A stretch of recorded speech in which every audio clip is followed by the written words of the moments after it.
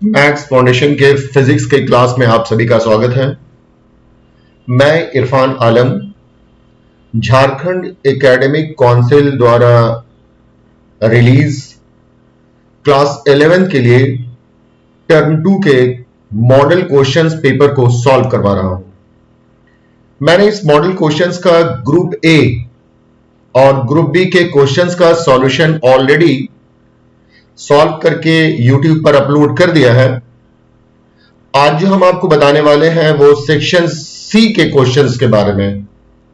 Section C में long answer type questions होंगे, जो टोटल 5 क्वेश्चंस होंगे और आपको इसमें सिर्फ और सिर्फ 3 क्वेश्चंस का आंसर करना है।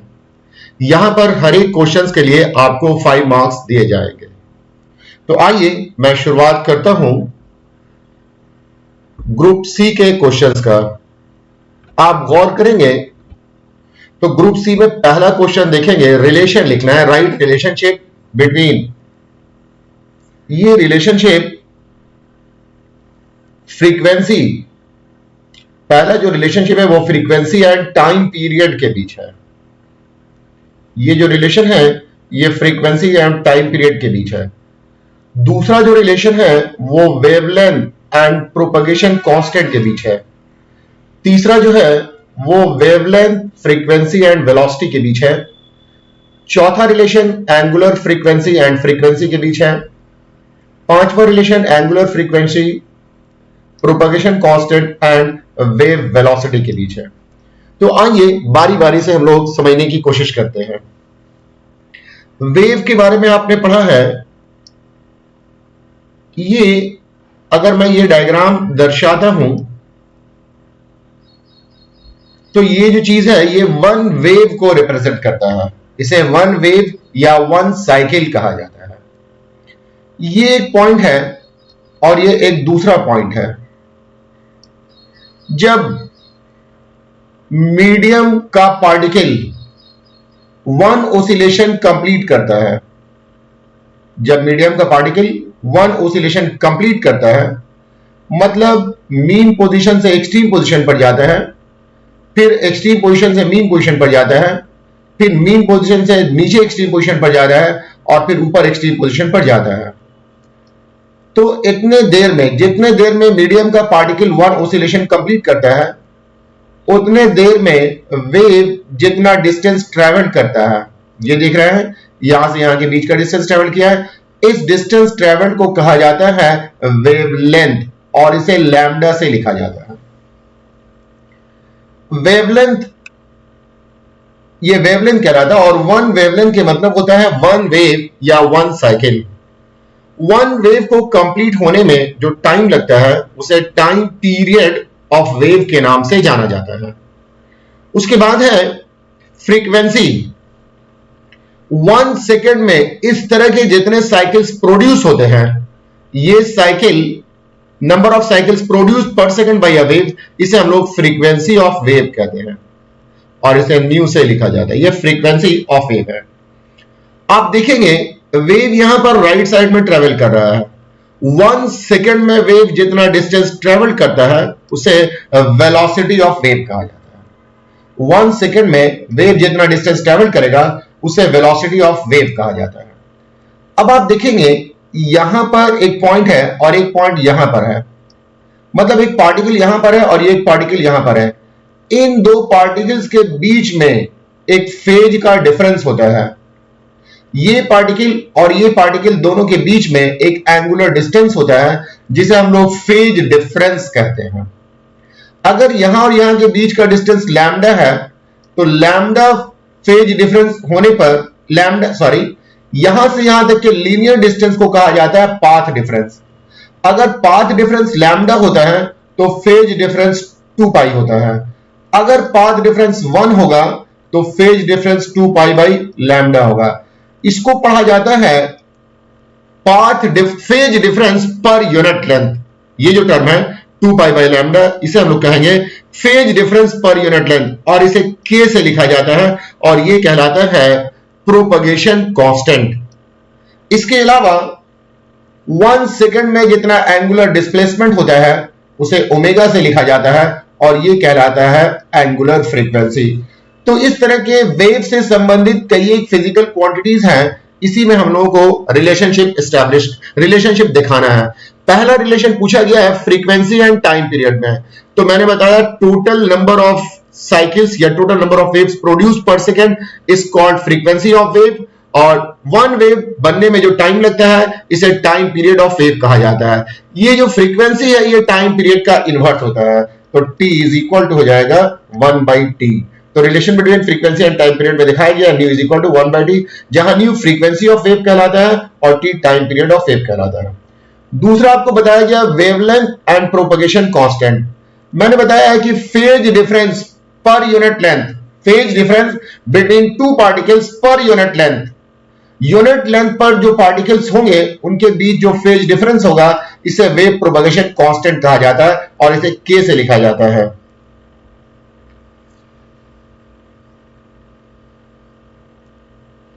तो अगर k और लैम्डा के बीच रिलेशन बोला जाए तो k इज इक्वल टू हो जाएगा लैम्डा बाई 2 बाई लैम्डा।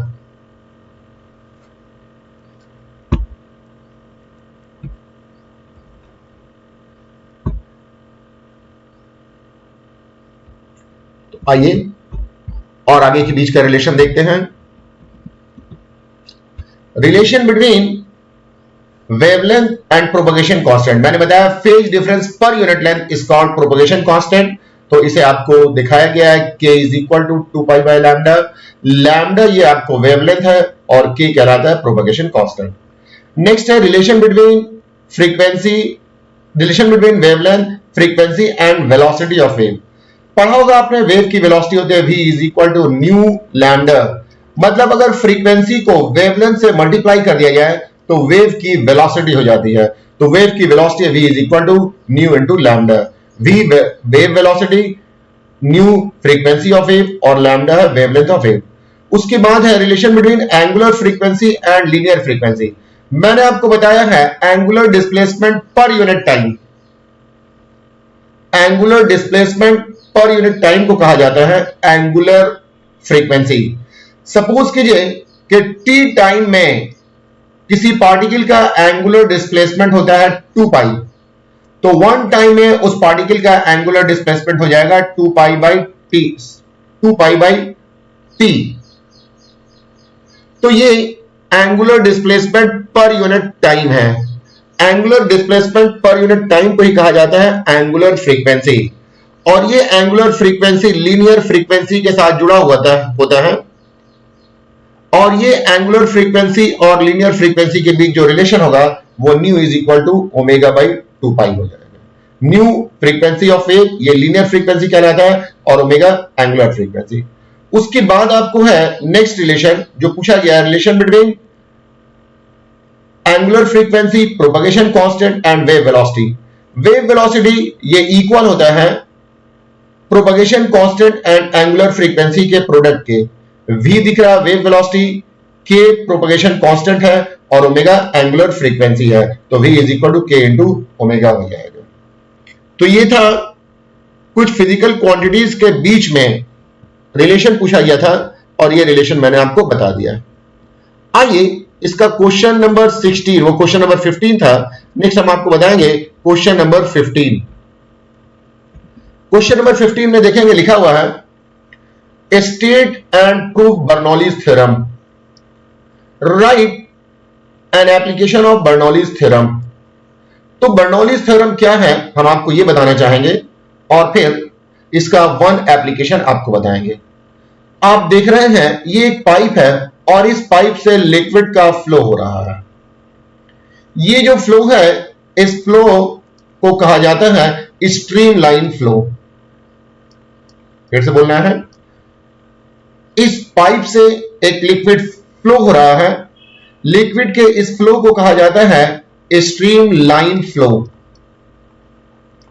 ये जो लिक्विड है वो इनकंप्रेसिबल लिक्विड है, मतलब इसे आप कंप्रेस नहीं कर सकते हैं, इनकंप्रेसिबल लिक्विड।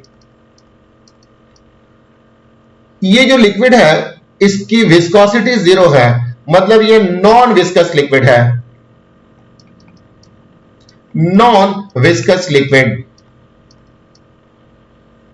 ये जो पाइप है, ये पाइप फ्रिक्शनलेस पाइप है, मतलब इस पाइप के अंदर कहीं भी कोई फ्रिक्शन नहीं है, तो इस पाइप को कहा जाएगा फ्रिक्शनलेस पाइप।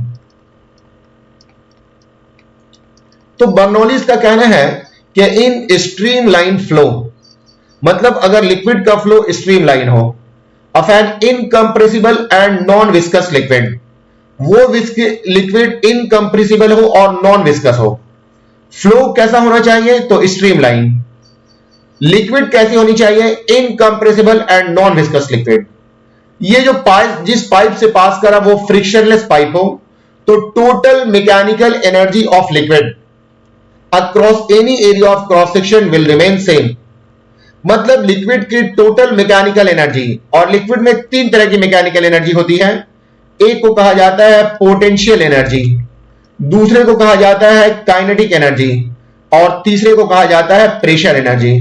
तो इन तीनों एनर्जी का सम, चाहे आप इस क्रॉस सेक्शनल एरिया पे निकालें चाहे इस क्रॉस सेक्शनल एरिया पे निकालें, सभी जगह ये सेम होता है। तो एक बार फिर से देख लें, in streamline flow of an incompressible and non viscous liquid flowing through a frictionless pipe, total mechanical energy, मतलब sum of potential energy, kinetic energy and pressure energy of liquid across any area of cross section will remain same। ये आपको Bernoulli's theorem कहलाता है। आइए अब हम आपको इस थ्योरम का प्रूफ करके दिखाते हैं। इस थ्योरम को प्रूफ करने के लिए हम लोगों ने एक फ्रिक्शनलेस पाइप लिया है, और ये पाइप का cross sectional area non uniform है, मतलब अलग अलग लोकेशन पे इसका क्रॉस सेक्शनल एरिया अलग अलग है। तो लिखा है, considering streamline flow of an incompressible and non-viscous liquid flowing through a frictionless pipe AB। ये पाइप AB है, इससे एक लिक्विड फ्लो कर रहा है जो नॉन विस्कस है और इनकंप्रेसिबल है। ये लिक्विड का जो फ्लो है वो स्ट्रीमलाइन फ्लो है, और जिस पाइप से पास कर रहा है वो पाइप फ्रिक्शनलेस पाइप है। अब हम लोग कुछ ऊपर में इंफॉर्मेशन दिया हुआ उसको नोट कर लें। अल्फा 1 एंड अल्फा 2 ये पाइप का क्रॉस सेक्शनल एरिया है। यहां पर का जो क्रॉस सेक्शनल एरिया है वो अल्फा 1 है, और इस जगह का जो क्रॉस सेक्शनल एरिया है वो अल्फा 2 है। तो alpha 1 and alpha 2 cross sectional area of pipe at A and B. यहां पर ए है और ये बी है, इसका cross sectional area alpha 1 and alpha 2 है। P1 एंड P2, यहां पर इस जगह पर लिक्विड पर जो प्रेशर है वो P1 है, और इस जगह पर जो लिक्विड पर प्रेशर है वो P2 है। तो P1 एंड P2 ये pressure on liquid at A and B है। V1 एंड V2 ये है speed of liquid at A and B. यहां पर लिक्विड की स्पीड मेजर की गई थी तो V1 है, और यहां पर लिक्विड की स्पीड मेजर की गई थी तो वो V2 है। H1 एंड H2 ये हॉरिजॉन्टल सरफेस है, और यहां से जब आप देखेंगे तो यहां से यहां तक की हाइट H1 है, और यहां से यहां तक की हाइट H2 है। अब आप थोड़ा गौर करेंगे, अगर आप इस पोजीशन में बात करेंगे ए पर, तो ए पर तीन तरह की एनर्जी पाई जाती है। एक है पोटेंशियल एनर्जी जिसे कहा जाता है mgh, दूसरा है काइनेटिक एनर्जी जिसे कहा जाता है हाफ mv1 स्क्वायर, और तीसरा है प्रेशर एनर्जी जिसे कहा जाता है P1 इंटू V। ये V वॉल्यूम है, कैपिटल V वॉल्यूम है, और ये स्मॉल v जो है वो आपको वेलोसिटी है। इसी तरह से जब आप यहां पर आ जाएंगे तो potential energy mgh2, kinetic energy half mv2 square, और प्रेशर एनर्जी P2V हो जाएगा। ये टोटल मैकेनिकल एनर्जी A पर है और ये टोटल मैकेनिकल एनर्जी B पर है।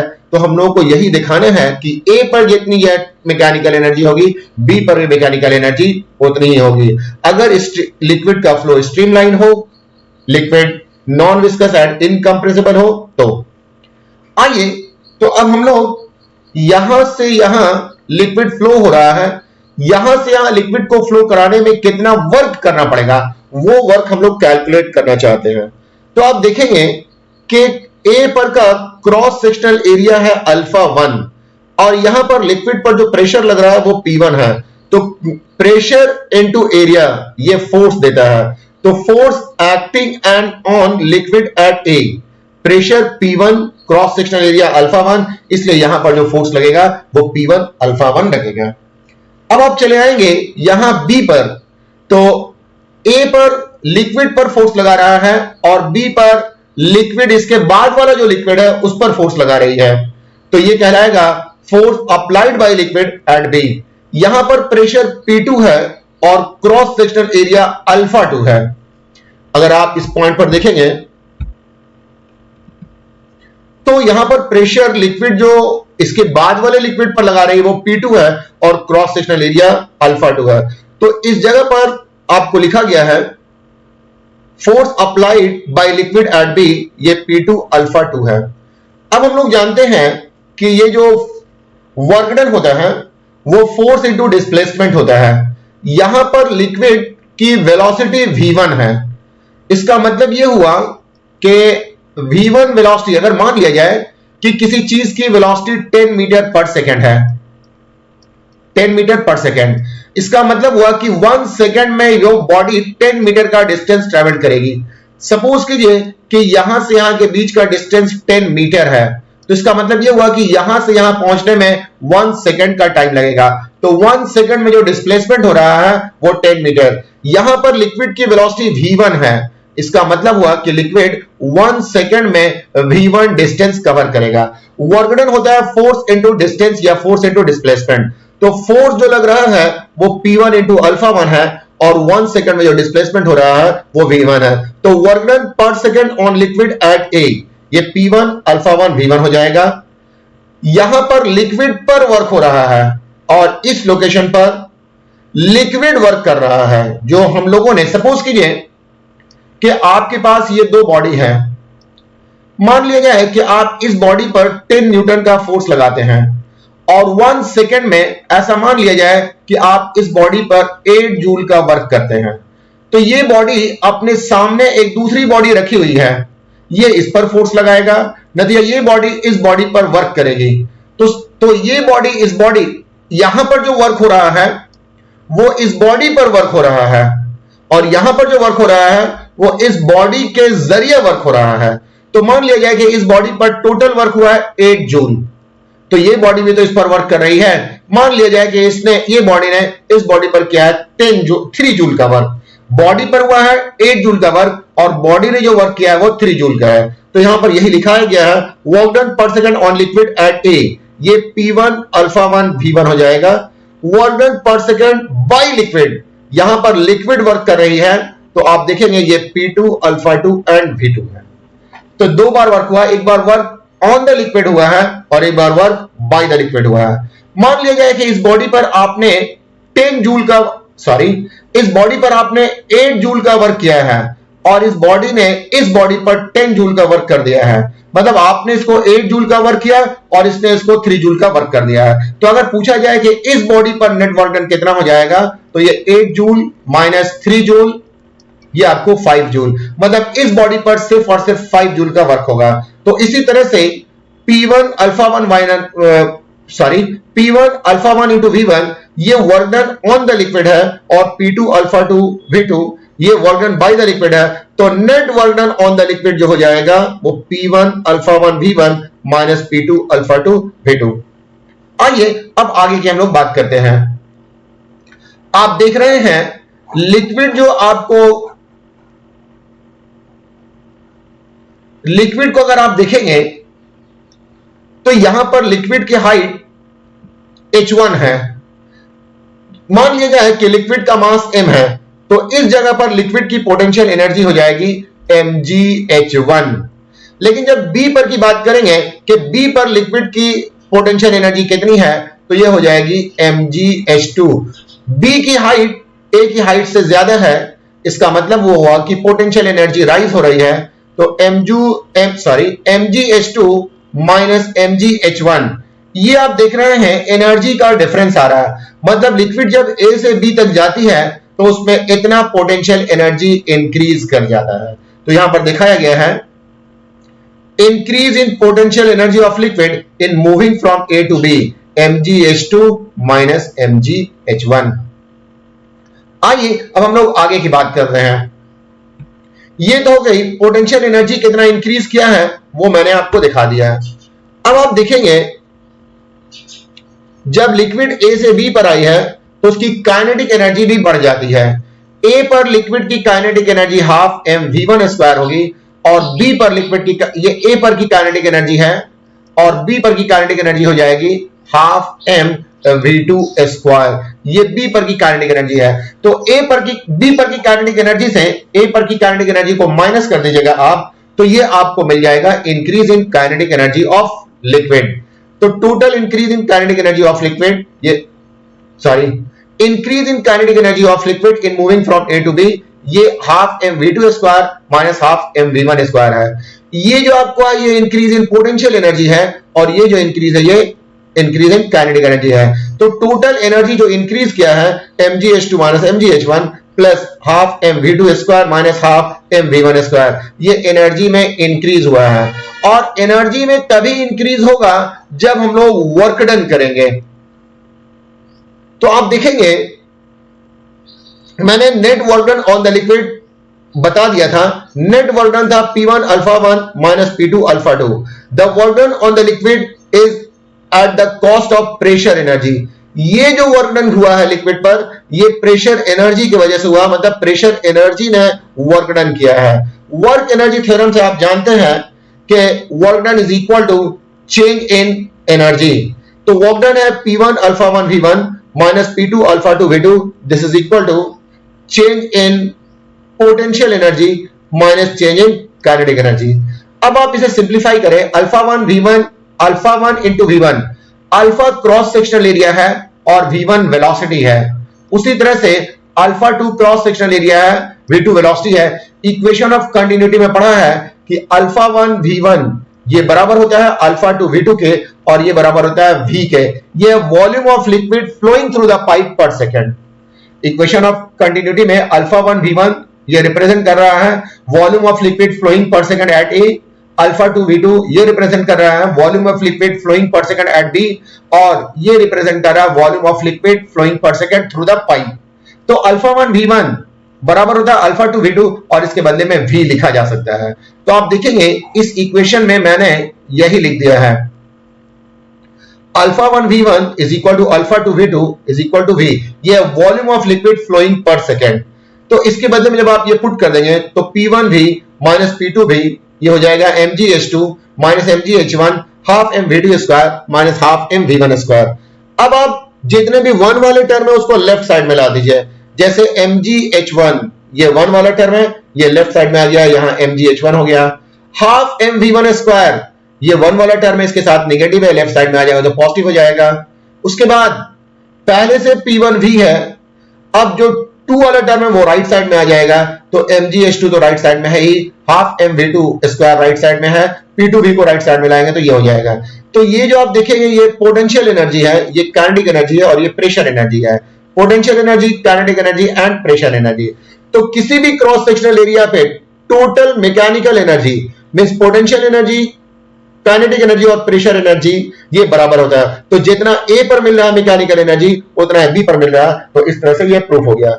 इससे ये पता चल रहा है कि बर्नौलीज थ्योरम कोई नया लॉ नहीं है, बट क्या है ये law of conservation of energy है। मतलब हर एक जगह पर एनर्जी का वैल्यू सेम आ रहा है, सिर्फ एनर्जी एक फॉर्म से दूसरे फॉर्म में चेंज हो रही है। तो Bernoulli's theorem is nothing but it is law of conservation of energy.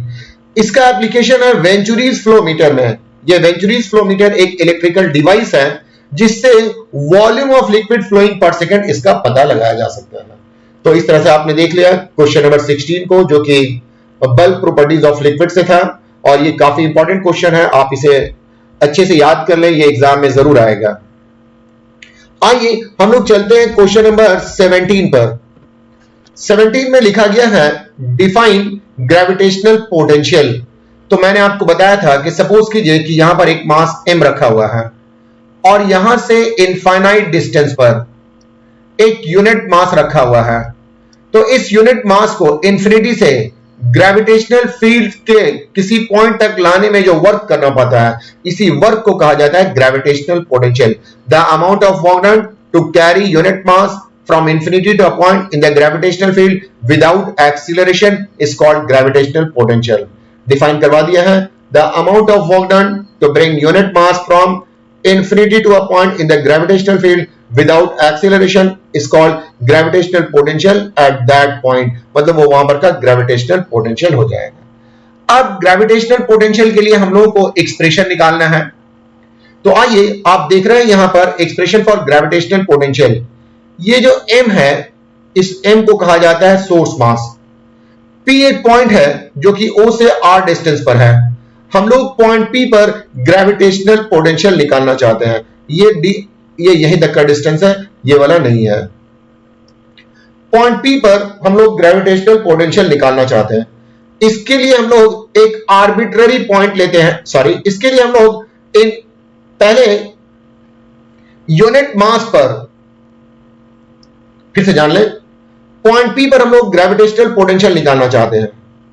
इसके लिए हम लोग एक यूनिट मास को इंफिनिटी पर रख देते हैं। ये यूनिट मास शुरू में इंफिनिटी पर था। अब इसे यहां से यहां लाते हैं, तो यहां से पॉइंट P तक लाने में जो वर्क करना पड़ता है वही ग्रेविटेशनल पोटेंशियल कहलाता है। जब हम लोग लेकर के आ रहे हैं तो मान लिया जाए कि किसी समय ये जो मास था ये आपको इस पॉइंट A पर रखा हुआ था, किसी समय में ये मास इस पॉइंट A पर था और A की दूरी O से स्मॉल r थी। जब मास को यहां पर हम लोग रखेंगे तो ये मास इस यूनिट मास पर एक फोर्स लगाएगा और यूनिट मास पर लगने वाले फोर्स को कहा जाता है इंटेंसिटी ऑफ ग्रेविटेशनल फील्ड। मान लिया जाए कि ये इंटेंसिटी ऑफ ग्रेविटेशनल फील्ड ये I है, ये एक फोर्स है और इस फोर्स के कारण ये जो मास है, ये एक फोर्स है, इस फोर्स के कारण यूनिट मास dr से डिस्प्लेस हो गया है और यहां से यहां डिस्प्लेस करने में जो वर्क करना पड़ा है वो वर्क है dv। फिर से आप देख लें, ग्रेविटेशनल पोटेंशियल के मतलब होता है इंफिनिटी से यूनिट मास को पॉइंट P तक लाने में किया गया वर्क डन। तो इसके लिए सबसे पहले एक यूनिट मास यानी 1 kg के मास को इंफिनिटी पर रखते हैं और इसे हम लोग पॉइंट P पर लाते हैं। किसी समय मान लिया जाए कि ये यूनिट मास पॉइंट A पर है और इस A की दूरी O से R है। यहां पर यूनिट मास रखा हुआ है, इस यूनिट मास पर फोर्स लगेगा जो इंटेंसिटी ऑफ ग्रेविटेशनल फील्ड कहलाता है। इस फोर्स के कारण ये मास dr डिस्टेंस से डिस्प्लेस होगा और इस पर वर्क डन हो जाएगा dv। तो यहां पर लिखा हुआ है a source mass m is kept at O, P is a point and distance r from O. We want to determine gravitational potential at P. आगे देखेंगे, let us take an arbitrary point A at a distance r from O and assume that unit mass is kept at A. I जो कि intensity of gravitational field है at A, dv small amount of work done to displace unit mass by dr। Work done का formula जानते हैं, ये force into displacement होता है। Unit mass पर लगने वाला फोर्स इंटेंसिटी कहलाता है और जो डिस्प्लेसमेंट हुआ वो dr है, तो वर्क डन जो हो जाएगा वो I इंटू dr हो जाएगा। I का फॉर्मूला मैंने बताया, I intensity of gravitational field है, इसका फॉर्मूला आता है I is equal to gm/r²। तो I के बदले में gm/r² कर दिया। ये small amount of work done है और स्मॉल से यदि लार्ज बनाना हो तो आप उसे इंटीग्रेट करते हैं। तो नेट वर्क डन निकालने के लिए आप दोनों तरफ इंटीग्रेट करेंगे, इधर इंटीग्रल dv, gm कांस्टेंट इसे बाहर कर दिया है, dr/r²। कहां से लेकर के आ रहे हैं यूनिट मास को, तो इंफिनिटी से, शुरुआत होता है इंफिनिटी तक से, और कहां पर लेकर के आ रहे हैं तो r तक लेकर के, पॉइंट P तक, और पॉइंट P की दूरी जो है वो O से R है। तो स्टार्ट होगा इंफिनिटी से और खत्म होगा जाकर के R is equal to capital R पर। ये एक्सप्रेशन है, इसे इंटीग्रेट करने के लिए R को ऊपर ले जाना होगा, मतलब न्यूमरेटर में ले जाना होगा। अगर आप R को डिनोमिनेटर से न्यूमरेटर में ले जाते हैं तो R के पावर का जो साइन है वो चेंज हो जाएगा, यहां प्लस साइन है, ऊपर में जाकर के ये माइनस हो जाएगा। इंटीग्रेशन में आप जानते हैं कि जो भी पावर होगा उसमें 1 ऐड कर देते हैं और जो पावर मिलता है उससे डिवाइड कर देते हैं। R पर पावर -2 है, -2 में 1 ऐड कर देंगे तो R पे पावर -1 आ जाएगा, ये पावर मिला -1 से आप डिवाइड कर देंगे, dv का इंटीग्रेशन आपको v हो जाएगा। तो ये हो जाएगा R पे पावर -1, फिर ये -1। किसी भी फॉर्मूला में पावर नेगेटिव नहीं होता है, तो पावर को नेगेटिव करने के लिए, नेगेटिव हटाने के लिए इसको नीचे ले जाना होगा, नीचे ले जाएंगे तो पावर पॉजिटिव हो जाएगा। तो ये -1 है और ये 1/r है। अब हम लोग इस -1 को इस ब्रैकेट से बाहर निकाल लेंगे तो v इज इक्वल टू हो जाएगा -gm/r। अब हम लोगों को r का दो वैल्यू है,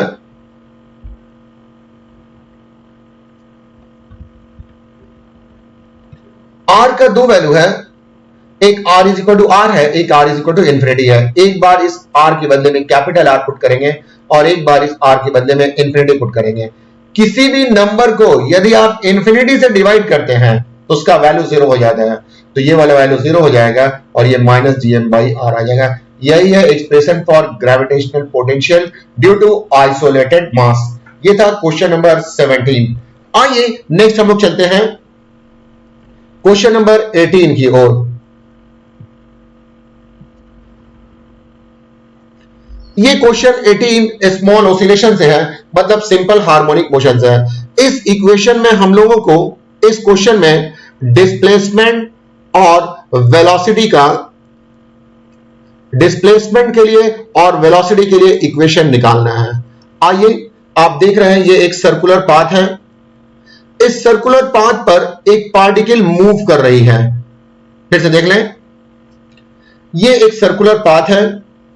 इस सर्कुलर पाथ का रेडियस a है। इस सर्कुलर पाथ पर एक पार्टिकल मूव कर रही है with angular velocity omega anti clockwise direction में।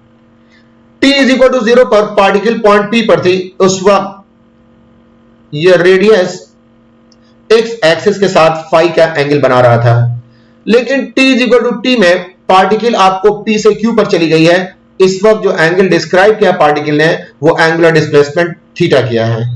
अब हम लोग Q से YOY डैश पर एक परपेंडिकुलर ड्रॉप करते हैं। ये जो आप यहां पर देख रहे हैं इसे फुट ऑफ परपेंडिकुलर कहा जाता है और इसका नाम n है, तो ये फुट ऑफ परपेंडिकुलर है। अब आप देखेंगे ये वाला लाइन और एक एक्सिस दोनों एक दूसरे के पैरेलल है और ये जो डॉटेड लाइन आप देख रहे हैं ये ट्रांसवर्सल लाइन है। तो अगर दो पैरेलल लाइन को कोई ट्रांसवर्सल लाइन कट करती है तो ये जो एंगल है ये ऑल्टरनेट एंगल कहलाता है, ऑल्टरनेट इंटीरियर एंगल। नतीजा ये ऑल्टरनेट इंटीरियर एंगल आपस में बराबर होते हैं। ये यहां से यहां तक थीटा प्लस फाई है तो यहां भी थीटा प्लस फाई हो जाएगा। इसका स्टेटमेंट लिख दिया गया है, let a particle is moving on a circular path of radius a and center at O with uniform angular velocity theta. Theta is the omega. Theta is the angular displacement described by the particle in time t. N is the foot of perpendicular drawn from Q on YOY dash. N will execute simple harmonic motion on YOY dash. तो इस N की दूरी O से Y है, यही displacement कहलाता है। इसके लिए क्या इक्वेशन होगा, यहां से यहां तक की दूरी ये Y है, इस y के लिए क्या इक्वेशन होगा वही मुझे आपको बताना है। तो इस y के लिए क्या इक्वेशन होगा ये जानने के लिए हम लोग को ट्रायंगल OQN में आना होगा। ध्यान दें, OQN, इसमें आप देखेंगे एंगल OQN जो कि मैंने बताया ये थीटा प्लस फाई हो जाएगा। ON, ये ON जो कि आप देख रहे हैं y है और OQ ये रेडियस है और रेडियस का वैल्यू a है तो ये a हो गया। अब आप देखेंगे ट्रायंगल OQN में ये थीटा प्लस फाई के लिए ON ये परपेंडिकुलर हो जाएगा। ये 90 डिग्री का एंगल है, 90 डिग्री के सामने का एंगल हाइपोटेनियस होता है तो OQ हाइपोटेनियस हो जाएगा, ON परपेंडिकुलर हो जाएगा और QN ये बेस हो जाएगा। आपने पढ़ा साइन थीटा होता है परपेंडिकुलर बाई बेस, तो साइन थीटा के लिए ON परपेंडिकुलर है, साइन थीटा होता है परपेंडिकुलर डिवाइडेड बाई हाइपोटेनियस। तो थीटा प्लस फाई के लिए परपेंडिकुलर ON है और इसका हाइपोटेनियस OQ है, तो sine theta plus phi ON by OQ हो जाएगा। अब हम लोग यहां पर वैल्यू पुट कर देंगे। ON का वैल्यू हम लोगों ने निकाला है वो y आया है और OQ का वैल्यू जो है वो a है, तो y बाई a हो जाएगा। क्रॉस मल्टीप्लीकेशन करेंगे तो y इज इक्वल टू होता है a sine omega, a sine theta plus phi. थीटा बाई टी को एंगुलर वेलोसिटी कहा जाता है, ये एंगुलर वेलोसिटी ओमेगा है। अगर आप क्रॉस मल्टीप्लीकेशन करेंगे तो थीटा का वैल्यू ओमेगा टी आ जाएगा, तो इस इक्वेशन में थीटा के बदले ओमेगा टी पुट कर देंगे। यही है equation for displacement of particle executing simple harmonic motion. अगर कोई particle simple harmonic motion execute करता है तो उसका डिस्प्लेसमेंट का फॉर्मूला होता है y equal to a sin omega t plus phi, जहां पर फाई को कहा जाता है initial phase omega angular velocity है, ओमेगा टी प्लस फाइव ये फेज एंगल कहलाता है, ए एम्पलीट्यूड ऑफ वेव है और y को कहा जाता है displacement at any time t। तो ये डिस्प्लेसमेंट का इक्वेशन हो गया। नेक्स्ट जो इक्वेशन हम लोग को निकालनी है वो वेलोसिटी का इक्वेशन निकालना है। तो मान लिया जाए कि जो particle simple harmonic motion execute कर रहा है उसकी velocity of particle at time t time पर उसकी वेलोसिटी v है।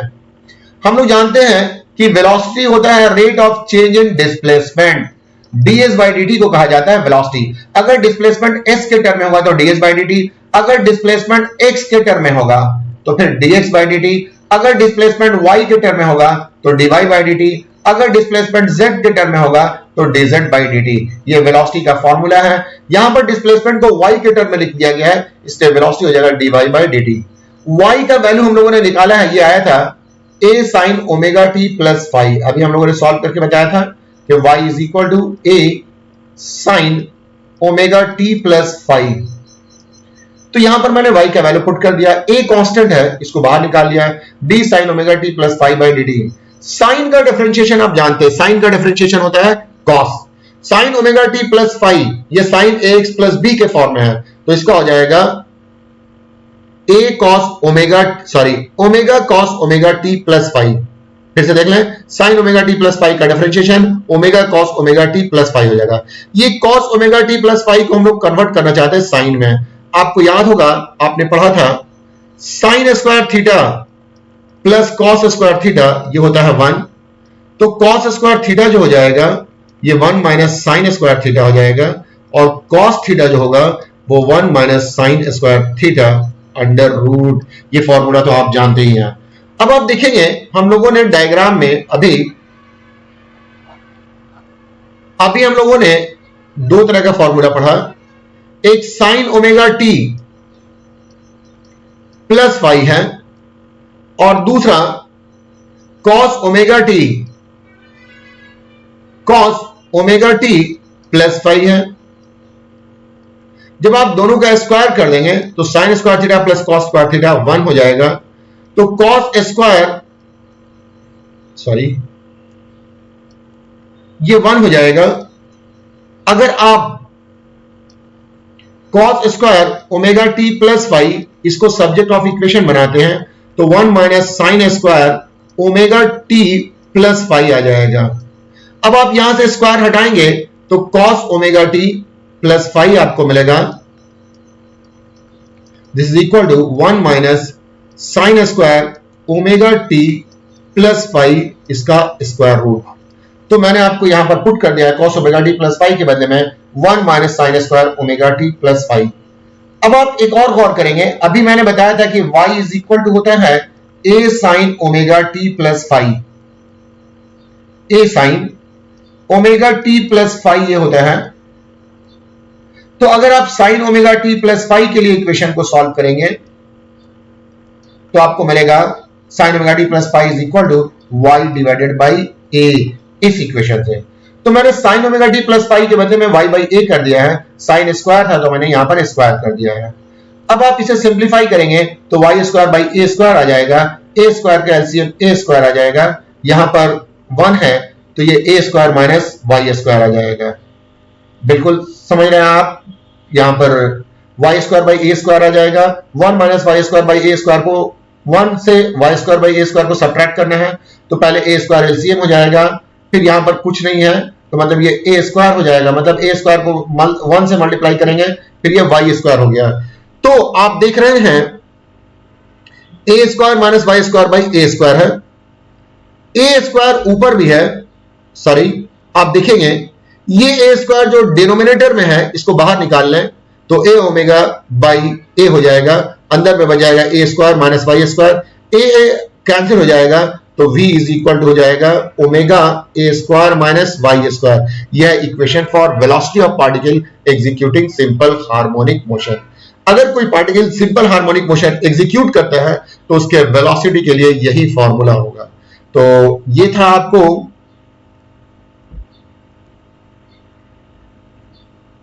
ग्रुप सी का क्वेश्चन नंबर 18। अब हम लोग चले आते हैं क्वेश्चन नंबर 19 पे। क्वेश्चन नंबर 19 में दिखा हुआ है define molar specific heat capacity, state first law of thermodynamics और derive the relation between Cp minus Cv। तो किसी भी गैस के 1 मोल का टेम्परेचर 1 डिग्री सेल्सियस से इंक्रीज करने में जितने हीट की जरूरत होती है यही कहलाता है molar specific heat capacity. The amount of heat energy required to increase the temperature of 1 mole of a substance by 1 degree Celsius. फिर से बोलना है, किसी भी सब्सटेंस के 1 मोल का टेम्परेचर 1 डिग्री सेल्सियस से इंक्रीज करने के लिए जितने हीट की जरूरत होगी यही हीट कहलाता है molar specific heat capacity. The amount of heat energy required to increase the temperature of 1 mole of a substance by 1 degree Celsius is called molar specific heat capacity. इसके बाद आपको बोला गया है फर्स्ट लॉ ऑफ थर्मोडायनेमिक्स को define कीजिए। First law of thermodynamics क्या है वो समझ लें। सपोज कीजिए कि ये आपके पास एक सिलेंडर है, ये आपके पास एक सिलेंडर है और इस सिलेंडर में आपने कोई गैस ले लिया है। ये सिलेंडर, ये पिस्टन है। जब आप इसमें हीट देते हैं तो ये हीट, ये गैस दो तरह से यूज करता है। पहला, हीट का कुछ हिस्सा इंटरनल एनर्जी को राइज करता है और बाकी हिस्सा इस पिस्टन को डिस्प्लेस करता है जिसके कारण वर्क डन होता है। मतलब हीट का कुछ हिस्सा इंटरनल एनर्जी को राइज करता है और बाकी हिस्सा वर्क डन कर देता है। तो फर्स्ट लॉ ऑफ थर्मोडायनेमिक्स ये कहता है कि dq amount of heat energy is given to a system, then a part of heat energy is used in increasing internal energy by du and remaining is used in doing work done by dw। यही कह रहा था first law of thermodynamics. इसका mathematical form होता है dq is equal to du plus dw। तो मैंने लिखा दिया है, it states that if dq amount of heat energy is given to a system, then a part of heat energy is used in increasing the internal energy by du and remaining is used in doing work done by dw by the gas or by the system, that is dq is equal to du plus dw। तो ये था आपको first law of thermodynamics का definition. अब हम लोगों को एक इंपॉर्टेंट चीज जो है वो हम लोगों को प्रूव करना है और वो है Cp माइनस Cv। Cp कहलाता है molar specific heat capacity of gas at constant pressure और Cv कहलाता है molar specific heat capacity of gas at constant volume. R जो है ये गैस कांस्टेंट के नाम से जाना जाता है। तो देखिए हमने लिखा है n moles of an ideal gas is taken in a cylinder at pressure P, volume V and temperature T. Cylinder is fitted with a piston। एक आइडियल गैस उस गैस को कहते हैं जो आइडियल गैस इक्वेशन को follow करता है। अब आप देखेंगे इसमें n मोल्स लिया गया है, इसका प्रेशर P, वॉल्यूम V और टेम्परेचर T है। Cv के मतलब वो molar specific heat capacity of gas at constant volume. इस गैस में dq amount of heat energy दिया गया है जिसके कारण गैस का टेम्परेचर dt से राइज करता है और इसकी इंटरनल एनर्जी du से राइज करती है।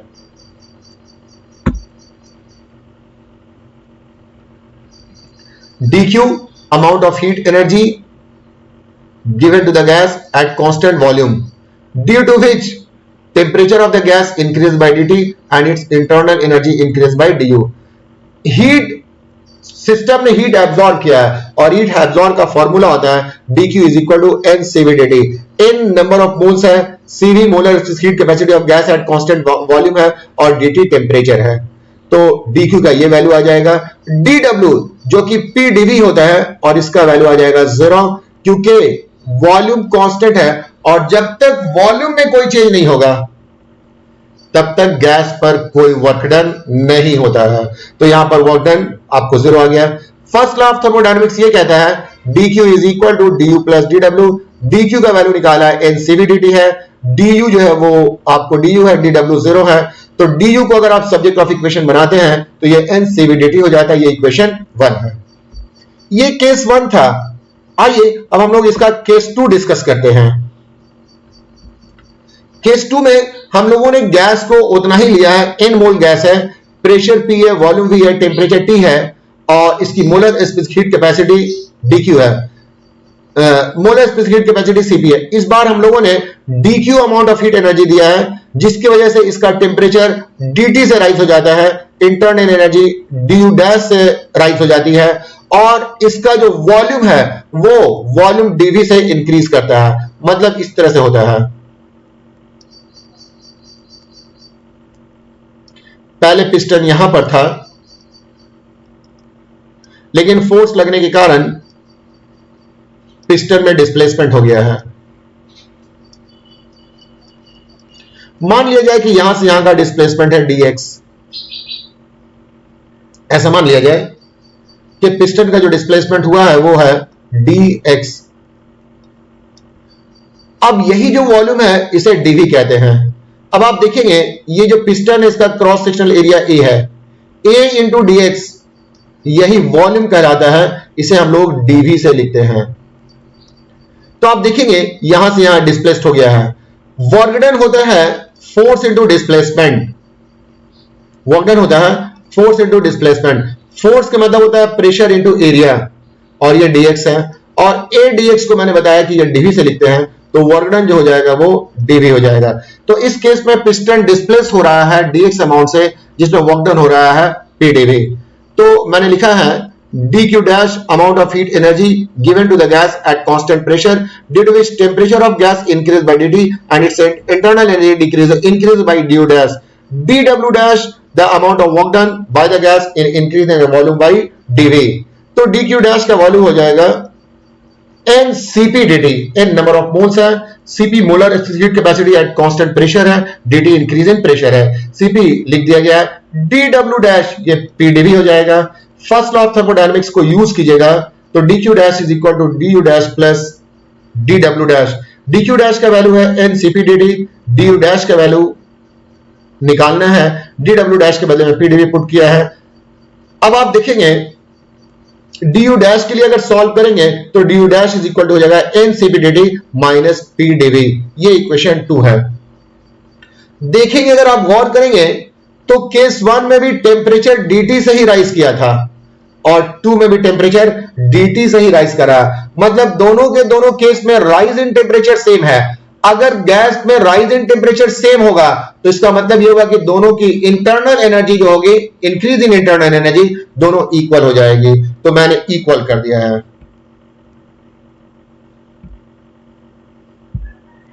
देख लें, since increase in temperature in two cases is same, therefore increase in internal energy will also be equal। तो du is equal to du dash, du का वैल्यू है n cp dt और ये n cp dt minus pdv। अब आप n cp dt को right side में ले जाएंगे तो n cp dt minus n cp dt हो जाएगा, pdv इधर आ जाएगा, तो pdv is equal to n cp minus cv into dt। तो n को कॉमन ले लेंगे, n cp minus cv into dt, this is equal to pdv। ये इक्वेशन 3 हो गया। आपने इक्वेशन ऑफ स्टेट पढ़ा होगा, ये इक्वेशन होता है pv is equal to nRT। इस केस में प्रेशर को कांस्टेंट रखा गया है। अब हम लोग दोनों तरफ टेम्परेचर के रेस्पेक्ट में डिफरेंशिएट करते हैं। तो चूंकि प्रेशर कांस्टेंट है इसलिए प्रेशर को बाहर कर दिया गया है, ये dv by dt है, nr भी कांस्टेंट है तो nr is equal to dt by dt हो जाएगा। अब dt by dt कैंसिल हो जाएगा तो आपको मिलेगा pdv by dt is equal to nr, cross multiplication करेंगे तो pdv इज इक्वल टू हो जाएगा nr dt। अब आप इक्वेशन नंबर 3 में pdv का वैल्यू पुट कर देंगे तो pdv का वैल्यू nr dt है, nr dt आपने पुट कर दिया, n और n ये कैंसिल हो जाएगा, dt और dt कैंसिल हो जाएगा, तो cp minus cv is equal to हो जाएगा। और ये आपको आखिरी क्वेश्चन था ग्रुप सी का, सभी लॉन्ग आंसर टाइप क्वेश्चन थे। मैं उम्मीद करता हूं कि आप इसका प्रैक्टिस कर लेंगे और ये सारे के सारे इंपॉर्टेंट क्वेश्चन हैं, आपको ये एग्जाम में सारे क्वेश्चंस आएंगे। आप अभी से प्रैक्टिस कर लें ताकि आपको एग्जाम में कोई प्रॉब्लम ना फेस करना पड़े।